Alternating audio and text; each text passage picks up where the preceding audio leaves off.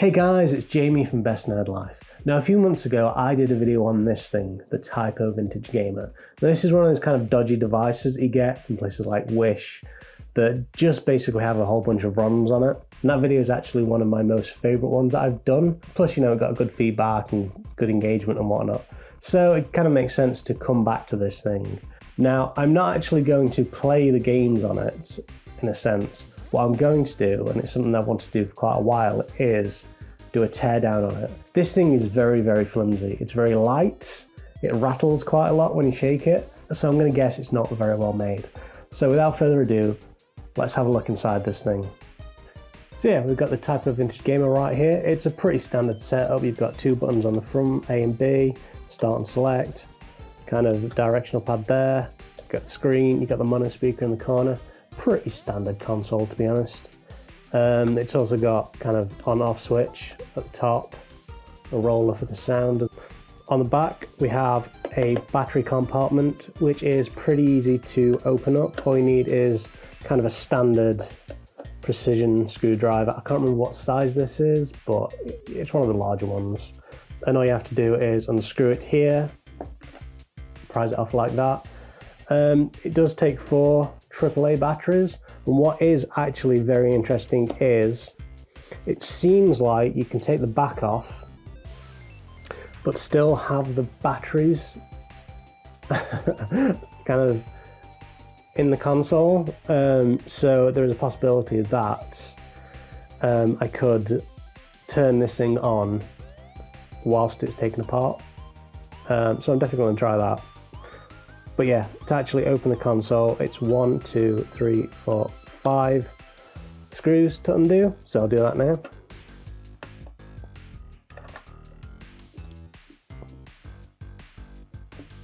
Pretty easy, to be honest.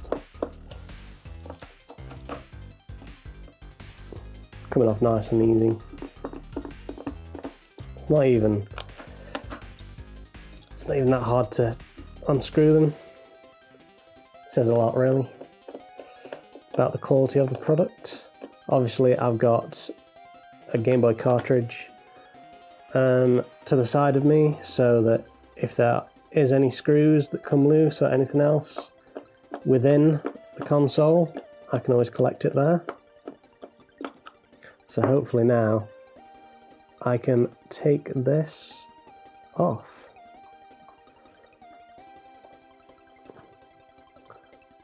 Famous last words, I don't think I've unscrewed it enough. Nope, in fact I didn't screw that one off. Oh, it's quite tough. There we go. There we go. Got that sorted. Let's see if any screws come loose. Number 3 there. Try and get this one out. Another one, nearly there,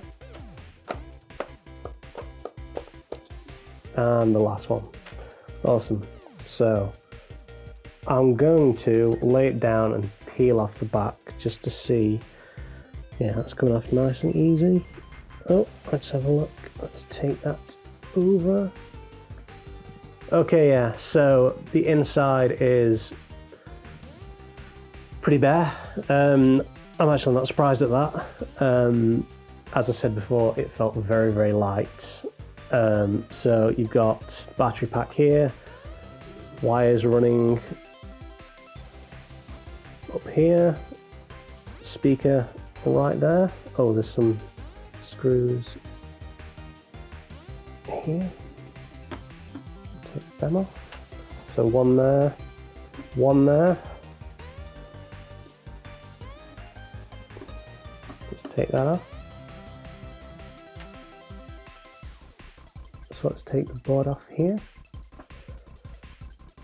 Oh, okay. It seems, I don't know if you can see this, let me try. Let me move that over there.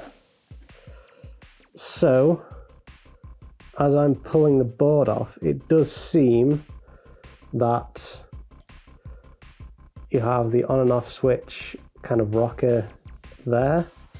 Pretty standard. Kind of reminds me of the Game Boy, to be honest. And it does seem like the screen is not stuck in place at all. That's quite interesting.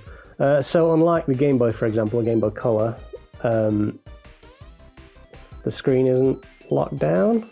It's just kind of placed onto the plastic and in the cradle as well.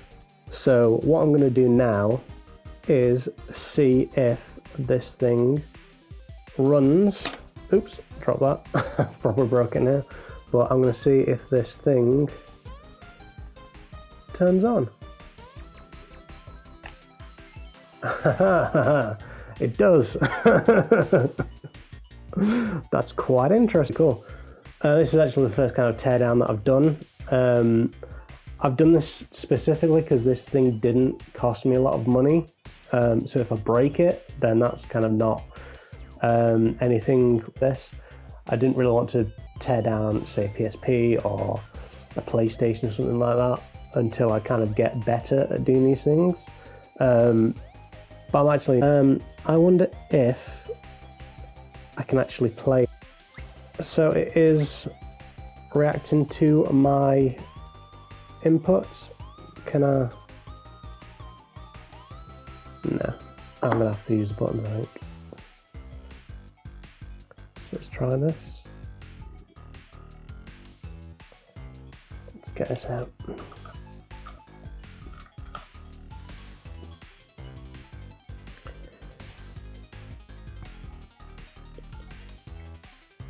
It's very, very fiddly. Yes, yes, I can play it. Let's try Curly Monkey.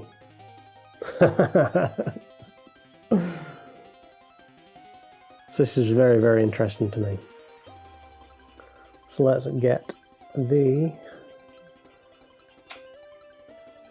buttons ready, like so. Got little plastic receivers there. I think B was there. Check this. I should have really checked this before, but it's fine, whatever.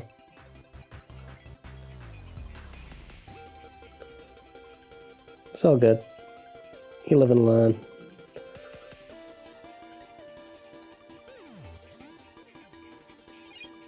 So I can jump, which is great. Just get the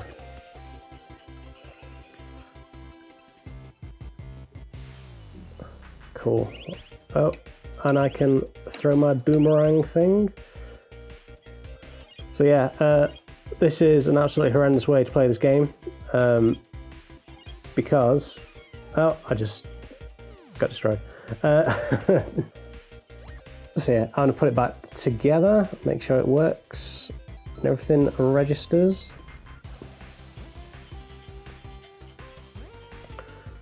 So let's put this on first. So you got the D-pad here. So the actual buttons are kind of shaped in a way that you can't put them in the wrong place, like the wrong position, which is, you know, quite ingenious. Kind of definitely helps if some idiot like me takes it apart and forgets to remember where they are meant to game. So I applaud the people who made the Typo Vintage Gamer,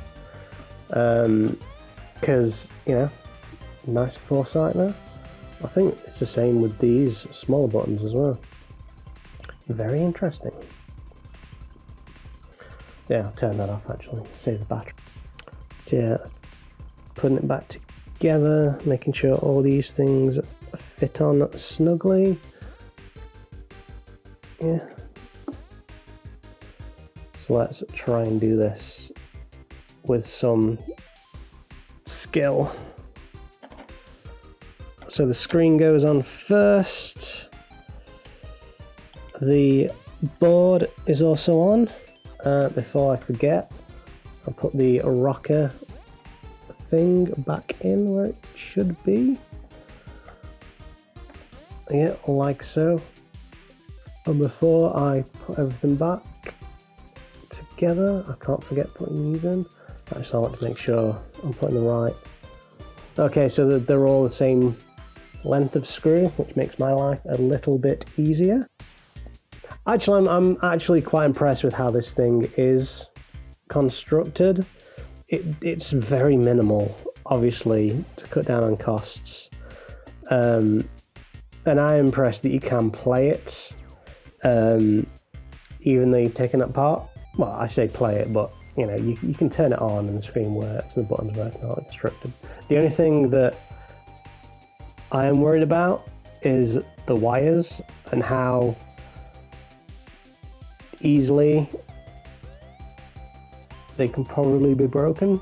But obviously this thing isn't meant to be taken apart like I am here, so even then, if this thing gets dropped or something like that, then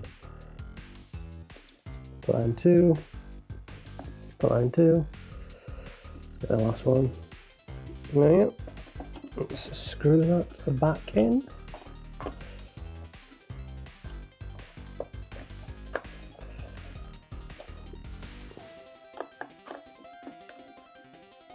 Here we go, number 5.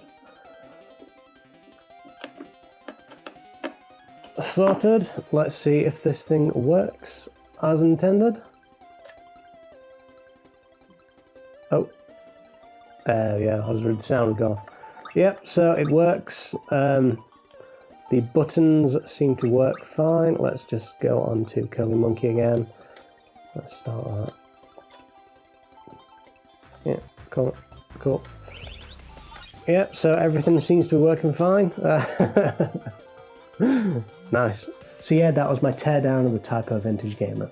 If you did enjoy this video, then why not comment, like, subscribe, and share with your friends. In any case, thank you very much for watching, guys. And don't forget to live that best nerd life.